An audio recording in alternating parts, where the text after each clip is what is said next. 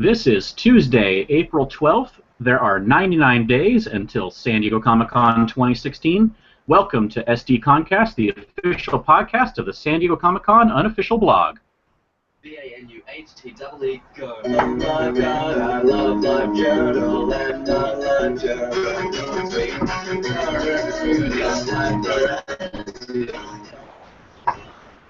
Good evening. I am your host, James Riley. Joining me on the podcast tonight, Kerry Dixon, wanting a week without, well...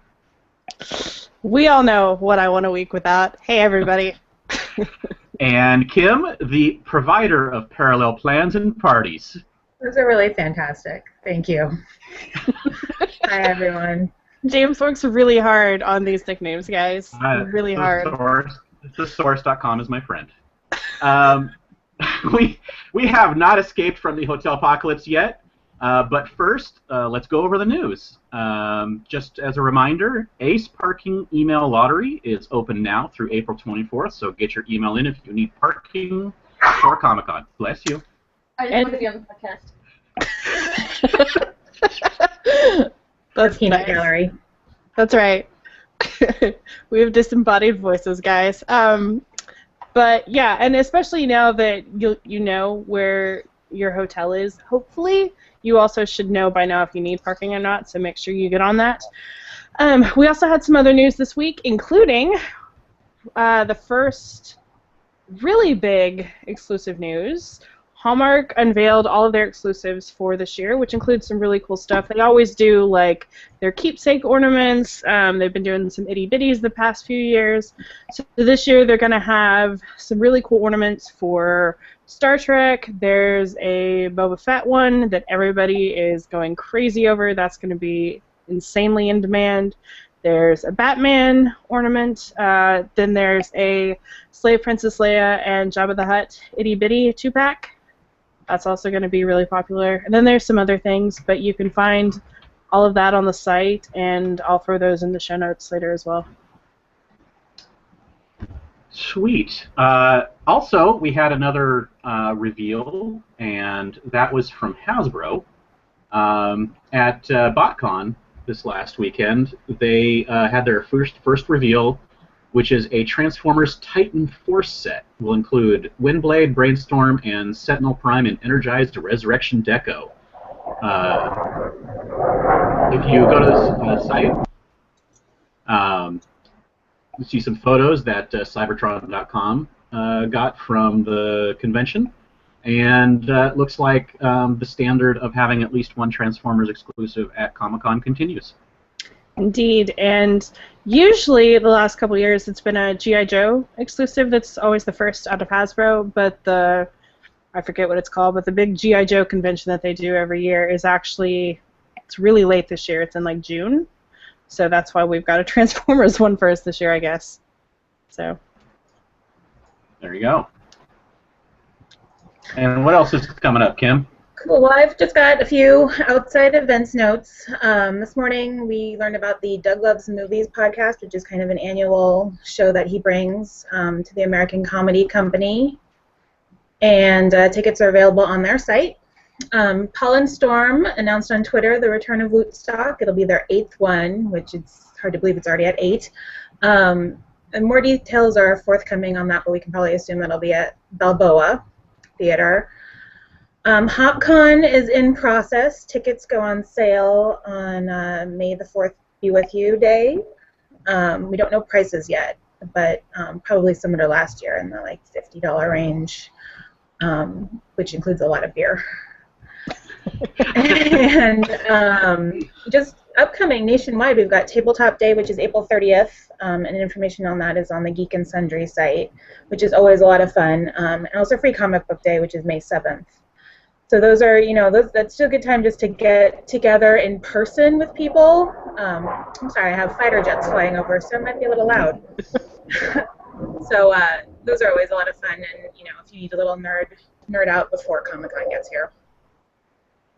That's sweet. Comic Book Day is, I think this is like its 14th year or something like that? 15th. You're right. 15th? Very close. Wow. Yeah, that's what their website says.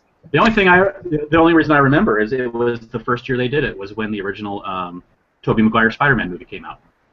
That was the first year they did it in conjunction with that the weekend it opened. Cool. That's the only reason I remember it. And speaking of a free comic book day, Comic-Con HQ is launching May 7th with free access through July 25th, which is after Comic-Con this year. So hopefully you will have some Comic-Con related content, which I think about the only thing you're going to get live from the show is like what I think G4 used to do, which is like from the show floor and things like that. They're not going to be live streaming any panels, but they may show some panels possibly after the fact, because they said they will have archived panels. Yeah, but we just don't know how the time range from when they release them. Yeah, the time range is really the biggest question, but they have said multiple times now that they're working with basically every studio, everyone who brings a panel, and they want to film all the panels that they possibly can this year to bring you guys content, and that includes everything from Hall H down to smaller panels, but it's going to basically be up to the people who are actually bringing the panels to Comic-Con, and right. Like he said, the biggest question is really just, are they going to be up an hour later? Are they going to be up a week later? A year later? So I would assume that anything from this year will not be shown the same week. And in fact, it may take more than a week because they want to preserve that experience. And if you can just see it an hour later, then, it's not that special being there. Yeah, I agree. But so we will see. It'll be interesting. It is special being there, don't get me wrong. It's just, it takes away some of the specialness. Right, and that's exactly the reason that they've given for why they're not live streaming, is because they want the people who are actually at the convention to basically get the full experience and not take anything away from that. Right. But if you don't have a badge to this year's convention, even though you may not be able to watch it live on CCHQ, you may actually still be able to attend the convention. Dark Horse is celebrating their, I believe, 30th anniversary, and in order to celebrate that, they are giving away a pair of tickets to San Diego Comic-Con. That includes airfare, hotel, all kinds of awesome stuff. And it also includes like VIP access to their booth and all the signings that happen at their booth. It's actually a really great price pack. So we will have details on that in our show notes again. You guys should also make sure that you check out James's really cool write-up this week about RFID and the company that's bringing it to Comic-Con, which is Intelliticks. He interviewed them, and it's got some really good information about like privacy and how it's all going to work and why you shouldn't worry if one of the portals goes down and all that kind of stuff. Yeah, which it's a cool system, and I think the only issue is now how will the crowds affect it and flow. I think that's really the main issue everyone's going to have. Yeah, I think so too. Because I think the technological issues are going to be minimized after the first day, and hopefully everything gets handled on Wednesday so that Thursday through Sunday runs smoothly. Yeah, which is basically how it worked at WonderCon. The first day had some issues, and then after that it was pretty much smooth sailing. Yeah. So before we get into hotels, as we go here, go ahead and tweet us questions, reply to the blog, or tweet it using hashtag SDConCast, or just use the Q&A feature on the Hangout, and we will be answering questions as we go, because mainly all we're going to be going over now is the hotel sale and how that all played out. And we have some new information. Kerry interviewed and got some answers on some questions from both On Peak and Comic-Con. So this is pretty cool.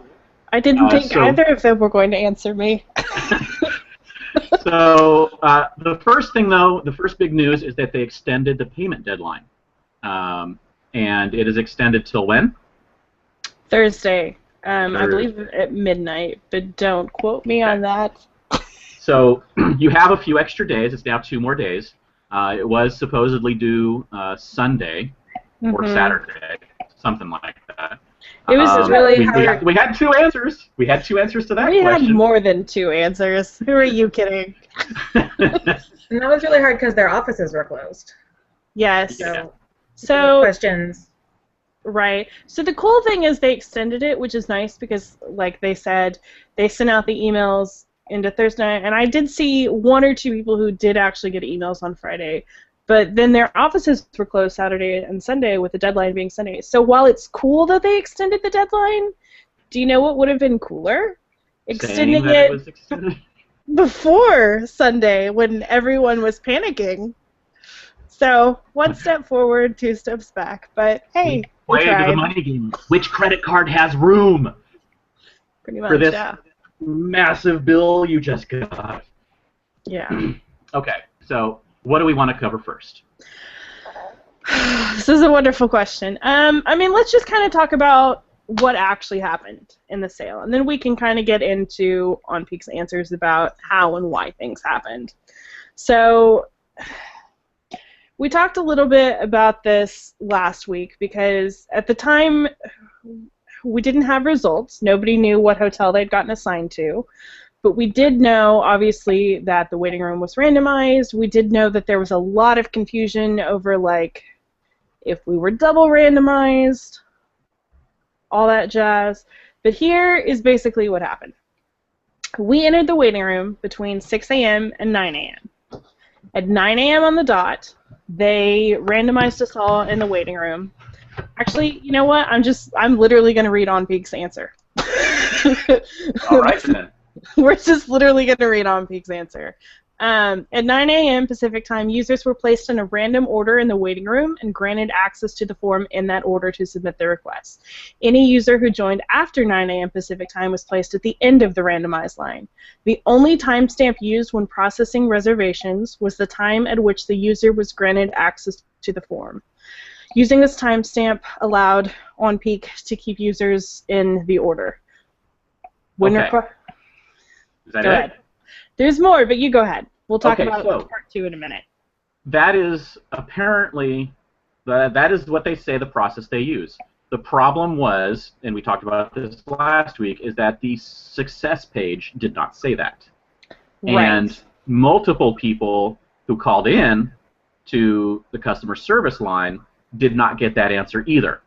Including us. Like, Including us. I spoke to probably 5 people at On Peak before we said that On Peak was saying that requests were going to be processed based on timestamp when you hit when you actually hit submit, rather than when you got access to the form.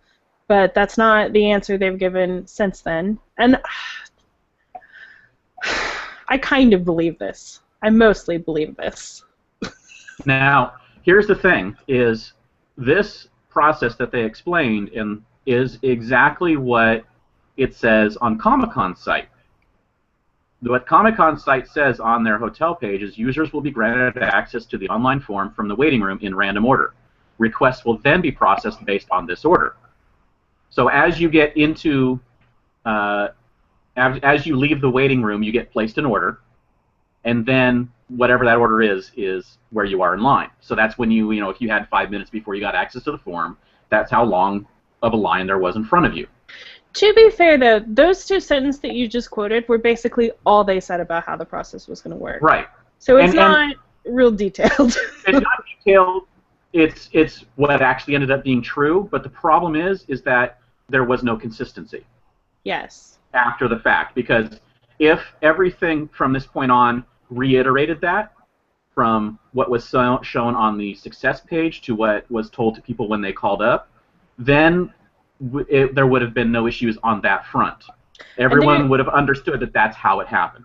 And there was a lot of confusion about the results of the hotel cell, but we are going to talk about that in just a second. Are you ready to move on to how Yes. requests are processed? Okay. Again, this is the word-for-word answer that On Peak gave me.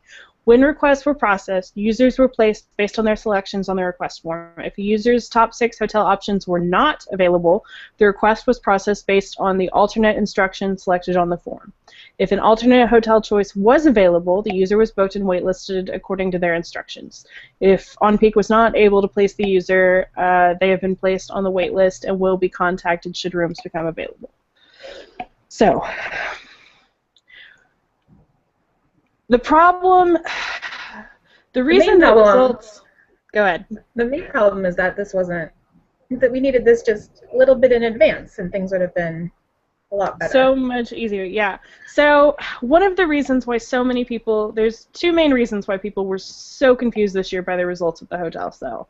The first is that they took away that option for, if none of my top 6 hotels are available, book me into any downtown hotel. That has been an option for the last several years. They removed that this year. We were told basically, again, I can quote you. Let's see here. With a limited number of downtown hotel rooms, On Peak and Comic-Con wanted to provide additional options to allow as many requests to be processed as possible if a user's top 6 choices were not available.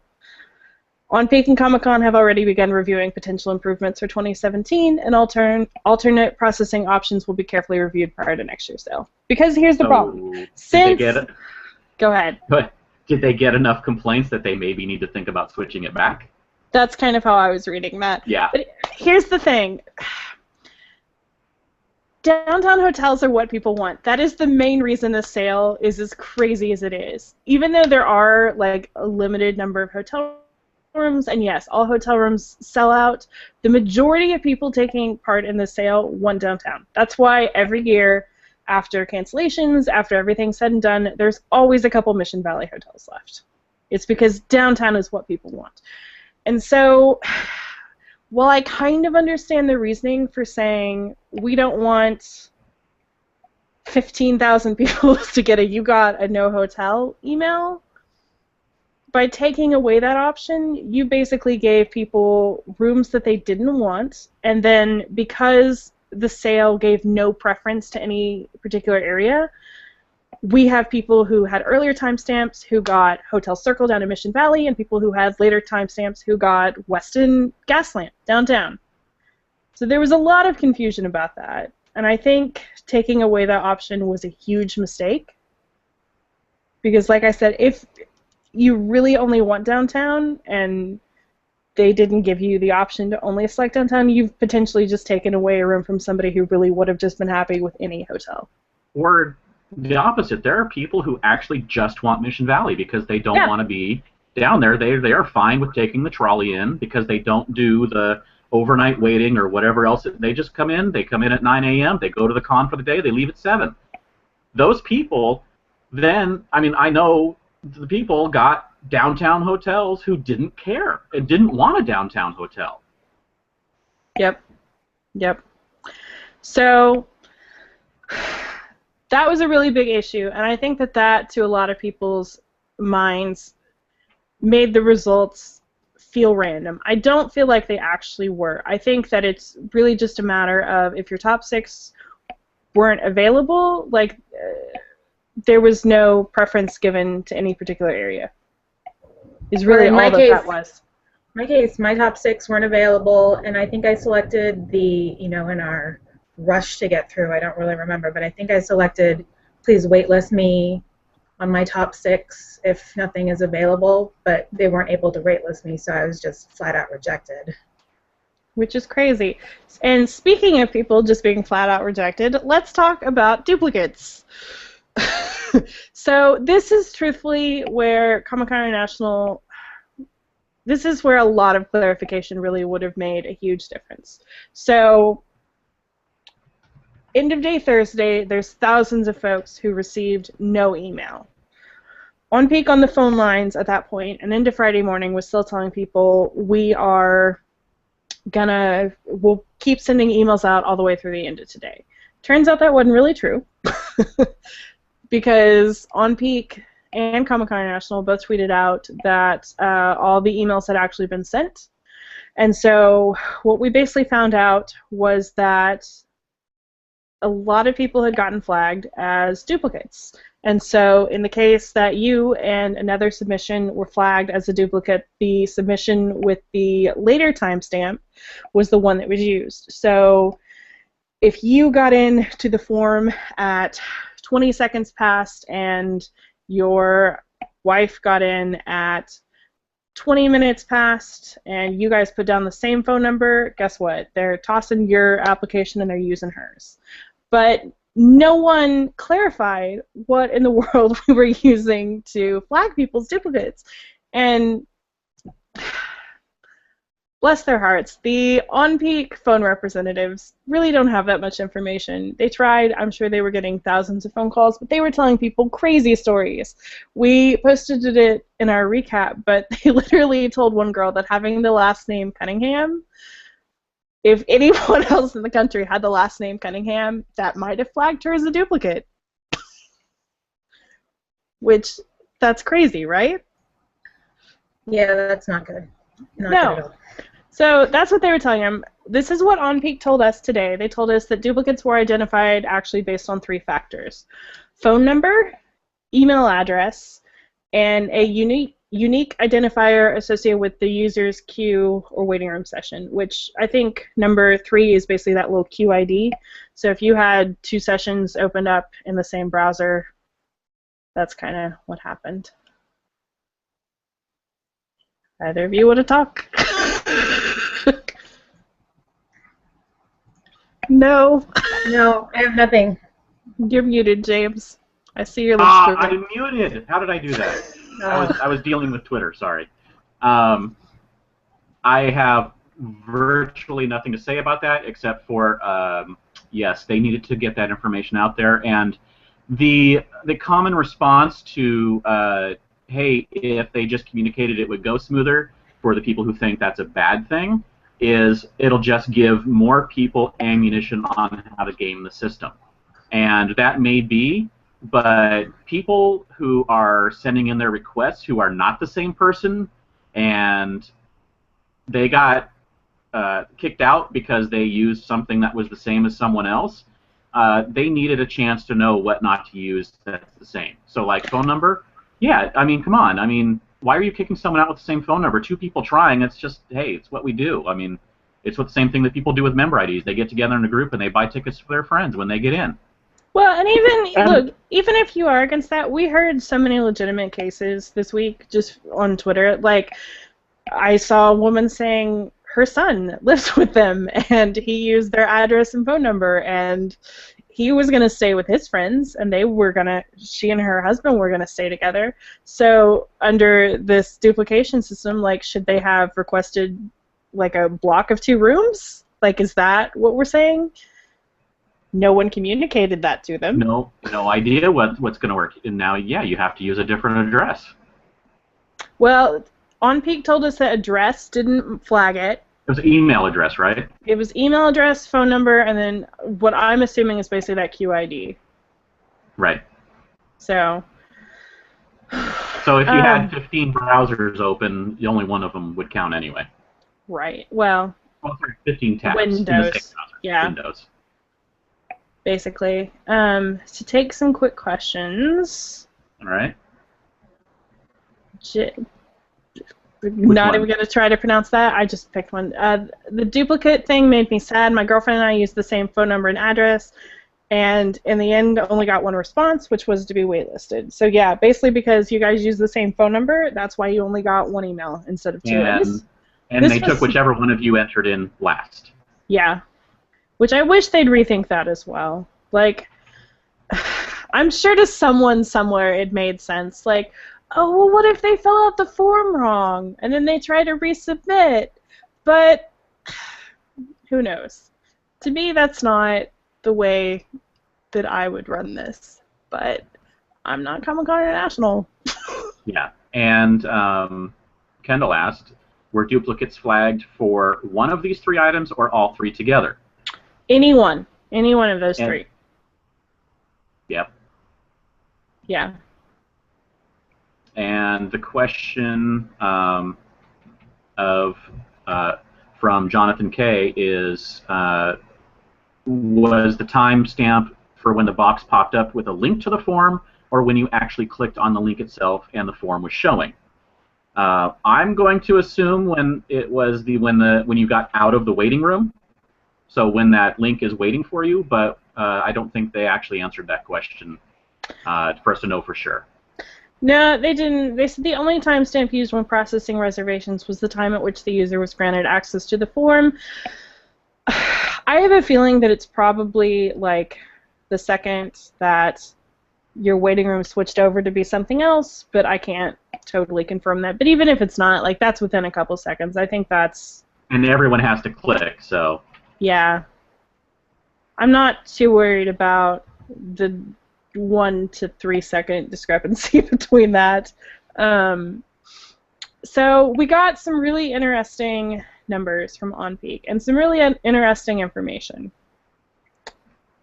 Which do we want to talk about first? Do we want to talk about the number? You pick. I pick. Okay. So, even though we think this sale was a mess, apparently it really wasn't. Let me find this quote. Where are you? And it was only a mess because of the lack of communication. The technology part is much improved for previous years. The technology part is, but this, I'm not going to lie to you, this shocked me. Okay, so this is what OnPeak said, and Comic-Con International, backed this up.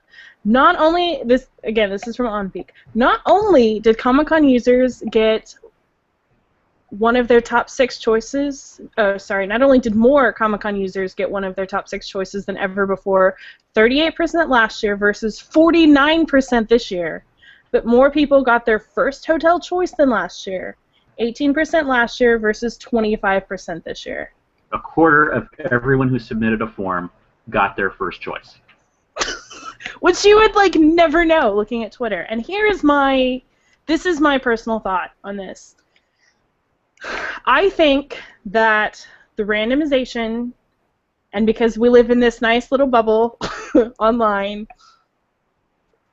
it makes it seem like no one got what they wanted, but there are so many people who attend Comic-Con who are not like you or me, who do not live on social media, who do not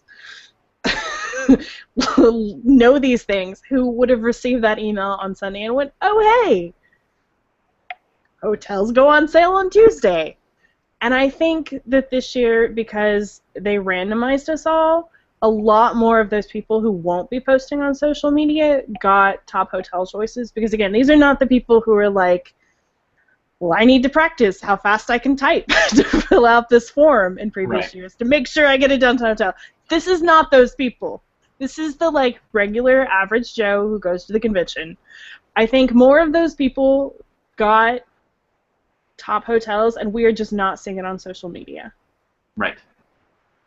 I think that's what it is. That's the only explanation I have for this. And I think it makes sense. It's the only thing that can make sense. Because if you look at social media, we have seen so many fewer hotels being traded. We have seen so many more people this year who got waitlisted or rejected, I feel like, than in any other year. Those numbers boggled my mind this afternoon when they sent that. I was like, what?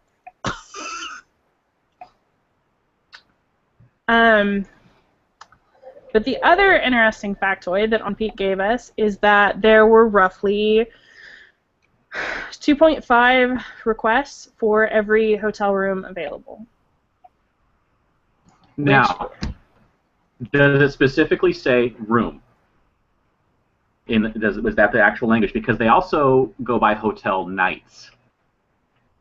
And they'll say that there's 50 or 60,000 hotel nights available, but there's only actually, 15,000 rooms. Yep. So we did a little bit of math earlier. We did a little bit of math last week, actually. Let me go find this again real quick in the chat. So very, very best case scenario, if every hotel that is in the hotel block offered up all of their rooms, we would have 19,000. I'm going to keep on scrolling. Keep on scrolling. So that's every 867. I'm making up a number. 19,867. It's 19,487. Very close. So again, this is very best case scenario. If every single hotel that's in the block offered up every single one of their rooms, and we know that every single hotel does not offer up all of their rooms. Voice on San Diego had an article last year that had percentages for some of the hotels, and most of them said up to 90%. Right, 90% seemed to be about the threshold. I would say 80 to 90% on average. Probably around 80% on average is what they give.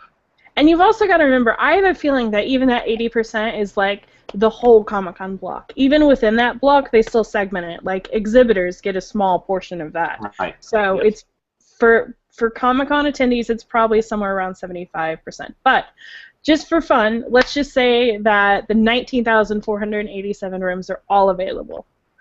If that was the case, there would be 48,717 attendees who tried in this sale. Right. Which is a lot smaller than I would have imagined, because there's 138,000 attendees total at Comic-Con, so we're saying not even half of them are attempting in the hotel sale. So a significant portion of those half not trying are going to be locals who don't need a room, right? Yep. Plus, there's always people who book outside the system. Correct. Which is a pretty small percentage, but is definitely some people. Yep. And then you have to consider that most people are rooming with someone. In fact, most people are rooming with 3 or 4 someones. But then at the So same if there time, are like a lot of those roommates will also be trying. Like right, 2 roommates would be trying. That counts towards the 2.5. Yeah. So if 2.5 people are trying for each room where 3 people or 2 people are staying, there's your 2.5. Yep. So that's why at the end, right before Comic-Con, there are still rooms available in Mission Valley. Yep. Because there are enough rooms, if people wouldn't only want to stay in downtown, there are enough rooms to fulfill the needs for Comic-Con. Yep. There are enough rooms. That's just the final word on it. There are enough rooms for people. The problem is everybody, not everybody, most people want to stay downtown. And that's the problem. It really is, and that's always been the problem. But again, this is why they need to bring back that wait list option, because there's so many people who, like, say, if you're not going to give me downtown, then, like, I'll go find my own thing. Right. Or I'll pay the crazy prices. Like, so many people are not the ones who are just happy to get any hotel room. Because, trust me, we've seen plenty of complaints all week on Twitter. Right. Yeah. So, and of course, you know, who knows what actual stats they're pulling from, because stats can, I mean, it's what they said. We're going to, for now, believe that they gave us the right numbers. Yeah, well, and I mean, even, like, again, I'm sorry, I cannot pronounce your username, JXGoo, said those stats quoted are probably post-duplicate elimination, and since their elimination processing to remove more flagged duplicates, percentages would go up just from that. Yes, I do agree with that. I don't know that I agree it would go up, like, 50%. But yeah, I'm sure it would go up, maybe to, like, 3 per room request. Which you're still close to the range of how many people are going to be staying in each room. Yep. I mean, there are really not a lot of people that are the lone person in a hotel room at Comic-Con, because most people... No one can afford it. Right. No one can afford it.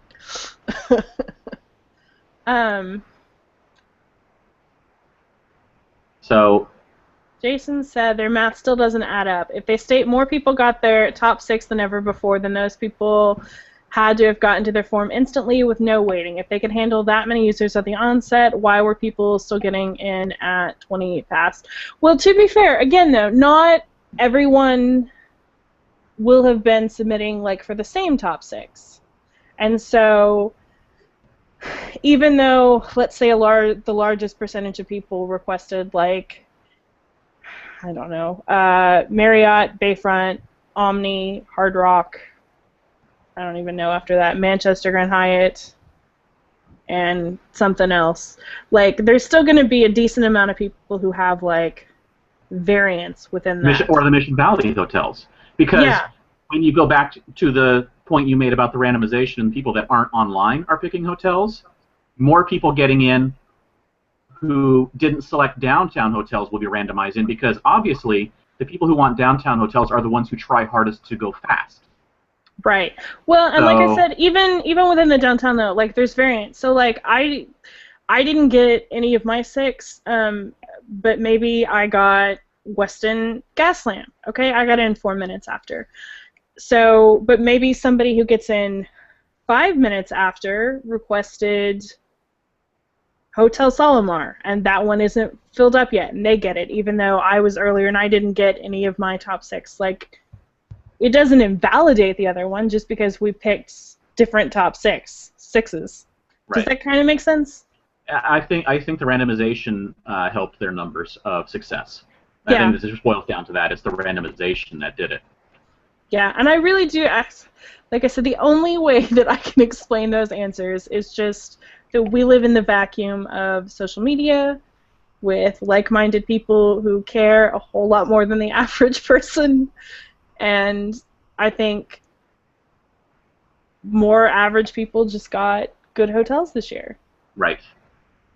And the first choice going up higher, and that's because, again, with the randomization, more people who don't select downtown hotels got randomly put further ahead and therefore got their first choice, where most of the time people who get in there quickly are selecting those downtown hotels that fill up faster. So again, I think you can say it's a false increase, but it's still an increase. It's just you can actually attribute it to the randomization, not to they did something better to give people their rooms. They still have the same amount of rooms available.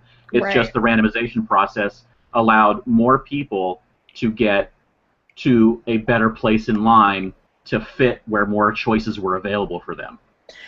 And for better or for worse, I don't think the system's going anywhere. I think the answers that we got today from On Peak and Comic-Con International pretty much verify that, because both of them, the Comic-Con International told me that there were obviously communication issues in getting the proper messages out. But it appears that more people were able to secure their first choice in rooms this year over last year. So from that perspective, I think they both think the sale was a success.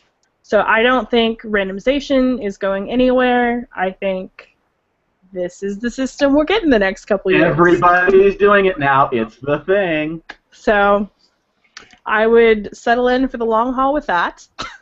And all we can really hope for, quite honestly, at this point, is just that they communicate better next year. Comic-Con International, I wasn't crazy about this answer, but I asked them specifically, like, why is there not a technical guide like we have for badge sales, you know?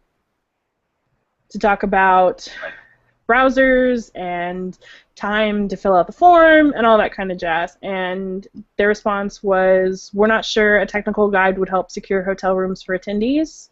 But they did go on to state that what could benefit everyone is a clear method of communication to make sure we are accurate and consistent in how best to serve those looking for rooms. And that is something that CCI is currently working on. Yes, good. So.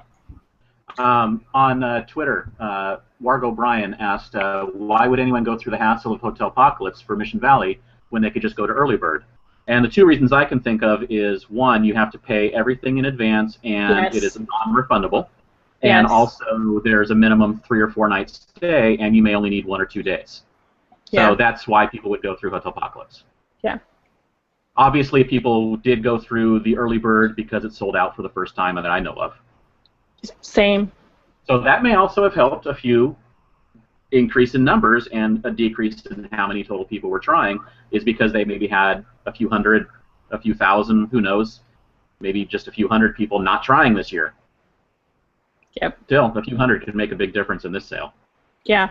And again, people did get stuff. Like Stephanie just said, we got our first choice. It was the Hilton Gaslamp, which may have been a lower tier downtown choice. It does seem very random. But again, you got your first choice. Like, there are people who did, obviously, if they're saying that 49% of people got one of their top 6. So, people did. It just doesn't feel like it. Right. Yeah. So, Kim, someone... Go ahead. Go ahead. No, you go ahead. I was just going to say, Kim, do you have anything you want to add to any of this? No, just the summary of make life a lot easier for everyone if the communication is much better next year, including on peak letting their phone reps know what is actually going on, so they're not giving 5 different stories. I always feel who you so talk bad for their phone reps, though. And it's not their fault. They No. just aren't. They weren't told either. So It's a management problem, is what it is. Because I talked to 2 reps, and they basically told me that they've got like a messaging system where they literally have to like ask someone higher up, like questions, and then they have to wait for that higher up person to type back a response. Like they have no information. Hello, wanna FAQ. help. Give every single telephone rep a sheet with common answers to this is the answer to know. this question. I know. And then that'll cover Great idea. like 80% of the questions people are asking. And I if know. everyone has it, okay, this is for this week, here you go. You're going to Get need your this. talking 'cause points it's and you're going to good. be crazy. And then Um, don't have deposits due when the office is closed. correct. Yeah, give us advance. until the Monday so that there's any chances for actual communication on that final day. And again, the weird thing about the sale is they have provided answers and they have made steps to correct it, but every step they've done has been after the fact. Like, hey, it's Tuesday. Guess what? We actually extended the deadline from Sunday. We're telling you 2 days later. Who does that help? So, Who Brian, does that help? nobody. Because I think Nobody. everyone who has a hotel already made their deposit before Sunday, because that's what we were told. Or some people Right. were today, or yesterday, Monday, but not very few. Presumably most people did. But again, like even clarifying things like the randomization or like what timestamp is being used, they've clarified these things, but it's all been after the fact. This is not okay. Right. Now, like I said, they did actually list the actual process in not real specifics, but they did list it on their website before. But the issue is the success page from that point on was all different answers. Yes. So, I mean, technically we had the answer in advance, even if it was only, 2 sentences. But it's still, I'm going to argue with that because I don't think that was very clear. Like, I think they could have made I'd that say so much clearer. It wasn't clear, but it was there. I mean, you could boil it down to, okay, that is the process they used if you look at it and you know it after the fact. But a problem, again, you know after the fact that was what was used, and you can then go back and, okay, that's what they meant. Yeah. Wargo Bryan on Twitter again asked us to discuss why CCI continues to open up the sale to the general public instead of attendees like they claim. Now, they don't ever claim that it's open to attendees only. Well, I think they did though. They? I mean, they've never said attendees only, but the wording they use does say attendees. Like right. They hope that it's only attendees trying, I think. Yeah. And they're only giving information on the Comic-Con site. They're just like, hey, everybody, look, hotels at this price. Yes. But we do have an answer to that, and that is that... Me too. It was basically that it was discussed and then dismissed. And I'll read you the answer. On Peking Comic-Con discussed a variety of options for the hotel sale before finalizing the process used for 2016. Restricting the sale to badge holders presents unique challenges as not all participants in need of a hotel room are registered badge holders at the time of the sale. For example, program participants. And I do understand that. Can we limit it to member IDs? Which is a wonderful question. I don't.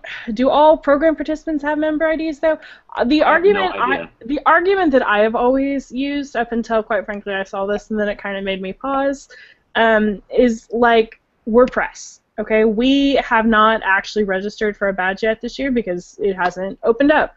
But they have ways to like select a certain badge, member ID type, whatever you want to call it. So like, even though as press we can't participate in pre-registration, they can flag us as okay for open registration.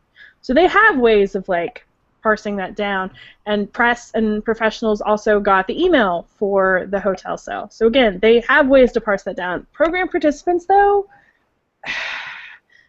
may actually be the biggest issue because people are still submitting panels until what? Until May, early May, yeah. Right. May 2nd. So in a way, I'm really glad they used that example because that actually did make me stop and think.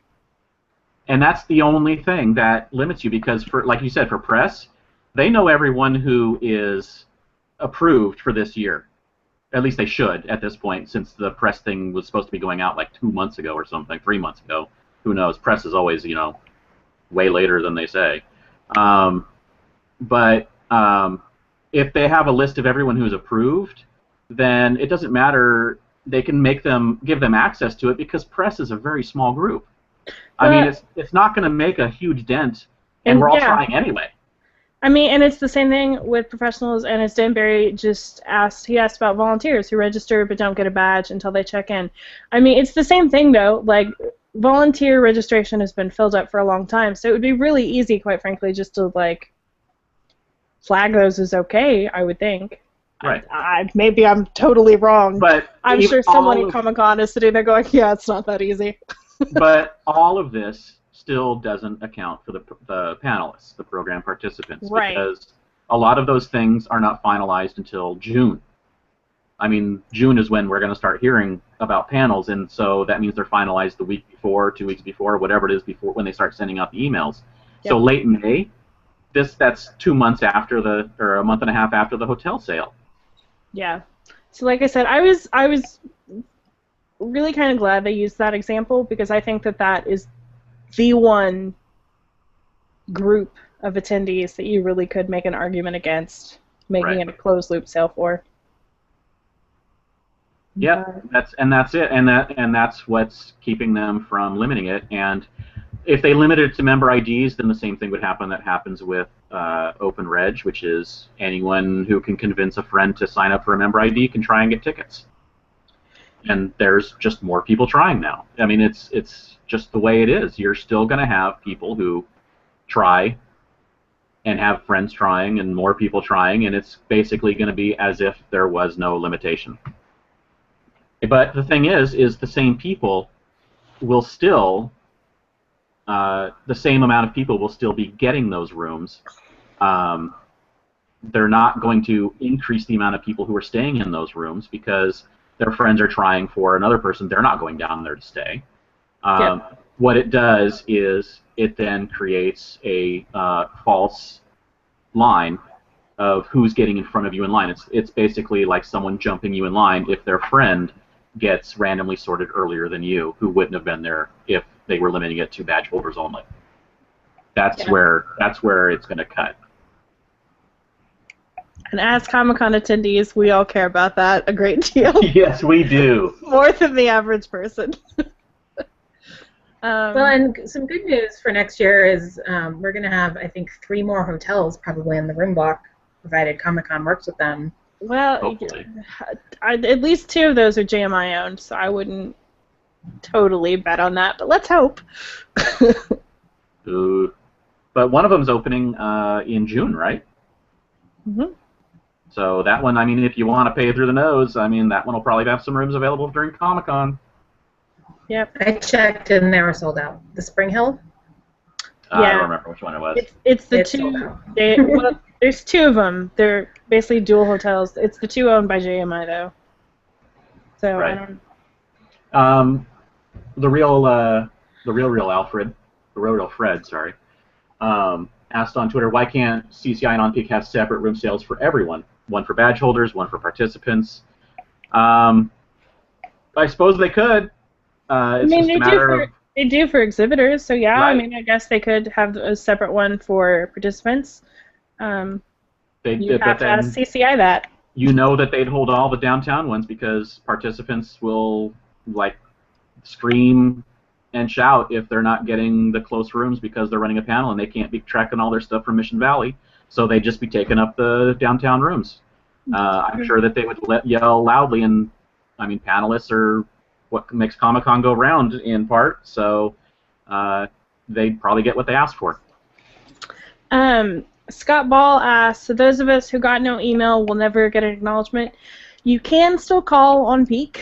I heard earlier that their voicemail box was full, but you can call and press 2, the number 2, which is basically I submitted a request and got no email. However, at this point, if you did not get an email, more than likely you were flagged as a duplicate, which means, yeah, you're not getting an email. But they have supposedly been investigating for a couple people, so it never hurts to call, it never hurts to ask. And there are people as well who just wrote their email down wrong. So you might be one of those people. So again, it never hurts to call. Corey asked, any info on how the number of nights you asked for affected results, i.e. if you wanted Wednesday to Sunday versus only Thursday to Friday? Yeah, I mean, I'm sure that affected it a great deal. Basically, since they gave no preference to area this year, they just kind of looked at what your preferences were, so like dates and room type and all that kind of jazz, and they just fit you in where it made sense. So asking for fewer days is obviously going to help. Yep. So that's really all that is. So is there any other information we had from the questions we had answered that we haven't gone over yet, or is that's the main thing? Is why they don't limit it? The numbers. What duplicated it? Yeah. We'll have a full article up online tomorrow. I wanted to go over one more thing, and that is who is responsible for this sale. And a lot of people may think that OnPeak is running the sale because what Comic-Con usually says when they have outside vendors is like, this is the vendor's thing, they're handling it. And in this case, that is not the case. This is a joint venture between Comic-Con and OnPeak. They work in the email, the answer we got back, they said they work together to plan this sale. And David even said, like, they read, like, the messages, they read all the texts, like, for the sale, they read all the documents. So, yeah. And if you look at your email from OnPeak, at the very bottom in the fine print, this says, this email was sent on behalf of Comic-Con 2016 by OnPeak. So OnPeak is just the agent here. They do not make up every rule. Comic-Con goes over the verbiage, the text, everything. So Comic-Con is just as responsible for this sale as OnPeak is. Right. And so while Comic-Con International is not responsible for a handful of things, like, they can't really control the fact that OnPeak apparently doesn't provide their customer phone service reps with a great deal of information. That's obviously not something CCI can really control. But anyone who thinks that Comic-Con International does not, like, set the parameters of this sale or provide the text for this sale or any of those kind of things, you're crazy. Like, I really want to ask the people who have been saying, like, well, OnPeak decided all of this stuff. If you really and truly think that, how do you think Comic-Con International gets off scot-free for choosing a vendor? Because let's not lie here, they have chosen OnPeak. This is not a democracy, it's a business. They've chosen OnPeak. How do you think Comic-Con International gets off scot-free with choosing a vendor that you think is this poorly run? Right. And again, if you just go look on the Comic-Con website, there's such phrasing as we are implementing. Not OnPeak is implementing. We. That means it is a joint venture completely and fully. So yes, Comic-Con and OnPeak are both on the line for this sale. You cannot excuse either one of them. The good news is that technically the sale went so much better than last year. Correct. Crazily better than last year. So if they can just get better about telling attendees what's going on, how it's working, and from the email that we got from CCI, it did actually sound like they were taking that seriously. I really hope they are. So let's all hope that 2017 goes a whole heck of a lot smoother. And then we can look at this week as just a burden, not an apocalypse. Do you think that's ever going to be possible? Yeah, I hate this week. I hate this sale. I hate everything about it. Ready for it to be over. So, yeah. That's my thoughts. I don't think that there are any other questions that are different. I don't think so. So I think that pretty much wraps us up for this week. I didn't know if we'd actually be able to fill an hour just going over the hotel sale, but we did. We always have a lot to say on this sale. Apparently. Yeah. So we are into double-digit days away from Comic-Con, and we sincerely hope that in 99 days we see you guys at Enchantment under the SDCC, which is our annual party. We are back at Henry's Pub on preview night. Time still TBA, but likely 7 to 10 p.m. It's free and first come, first serve, but you will be buying your own booze this year. Also, who wants sunglasses this year? Would you guys like some free logoed sunglasses for the U-Blog? I hope so. Because you're going to get it. Come to the party. Yeah, come to the party. We'll also be giving those around all over Comic-Con with the prize mule, Clackifus Esquire. Yeah, good times. You can also sign up for our newsletter. The link is in the show notes. There's lots of there's a ton of other news. Yeah. Under the tents. It's going to be before we know it. It's going to be a daily column, and then of course it'll probably be twice a day as we lead up to Comic-Con because there is a ton of news. So keep an eye out for that. And actually, I do want to say one more really quick thing about the hotel cell. If you still have a room, and you're not going to be using it, you have two options. You can either just let the time run out and let it go back into the waitlist pool, or you can also go to Friends of CCI and check out their room swap and help give some lovely attendee a room. But don't ask anybody to pay for it. That's not cool. Not cool. Not cool. Real quick, Dan Barry asked, and the third party that handled randomization on Peak also partially to blame. I think the randomization, that's Qit was the company that handled that. Correct. I think the randomization actually, the way it ran was very smooth. I don't know if there were actually any issues. I know some people got some kicked out, but I think that was very uncommon.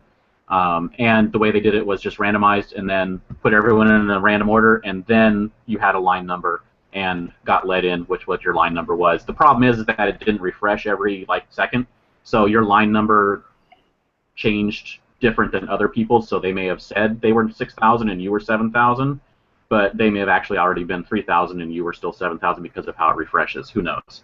Yeah, I agree. I don't think it's Qit's fault at all. And even for the duplication thing, all they really got from Qit was just your timestamp, basically, right. And then what ties you to that timestamp. That's pretty much all they provided. So it's not like they were the ones flagging anyone as duplicates. And Qit was just a piece of technology they were using. It wasn't a company that had any say in it. Yep, agreed. So I don't think they don't take any of the blame. Yeah. Okay. All right. Thank you.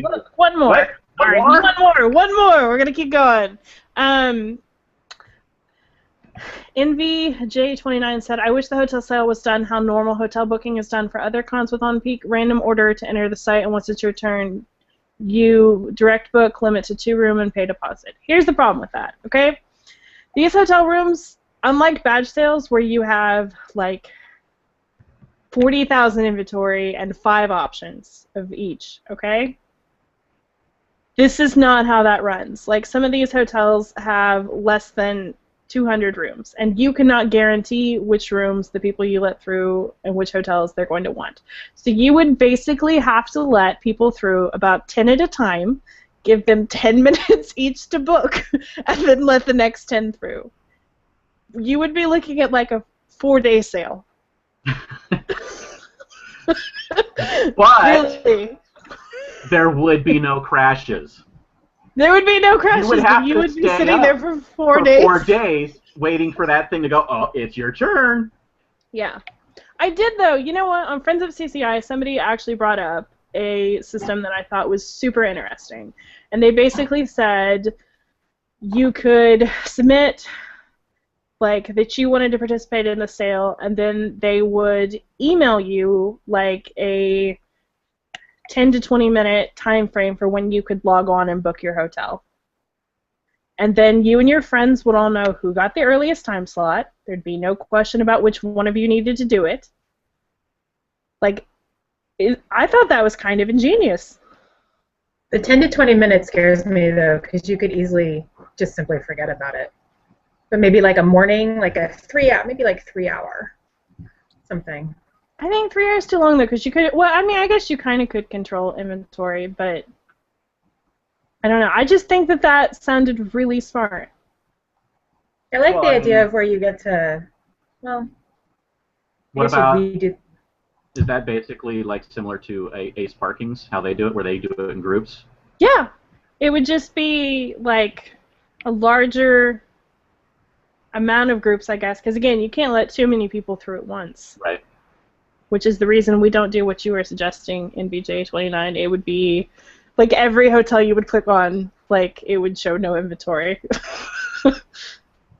Yeah. But they could certainly do the batches over a couple days. Yeah, they could. Batch of people. Then you don't have to waste your time. You'll get right in. The technology would work fine. You go in your time slot.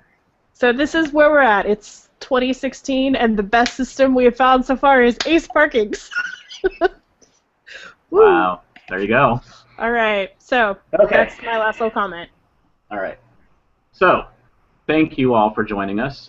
Thank you for listening to us rant. We hope you'll join us every week as we bring you news, opinions, and special guests leading up to SDCC 2016. Kim, where can we find more of your work on the internet? I am outside Comic-Con on Twitter and Facebook, and a website with the events list that's coming along. And Kerry, where can we find you on the internet? You can find me on Twitter at Kerry Dixon. You can also find me all over the blog. James, where can we find more of your work on the internet?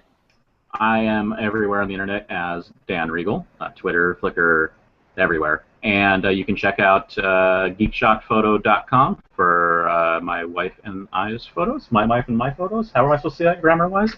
I don't know. There are photos there, links to all of our social media. Go there, look at it. There's photos, mostly Beth's because she's actually able to get photos done. And, yeah, she's awesome, too. Thank you. We did somebody voice again. We are on iTunes. If you'd like to subscribe, the links are up on the blog, or search for SDConCast. If you like what you've heard so far, please review us.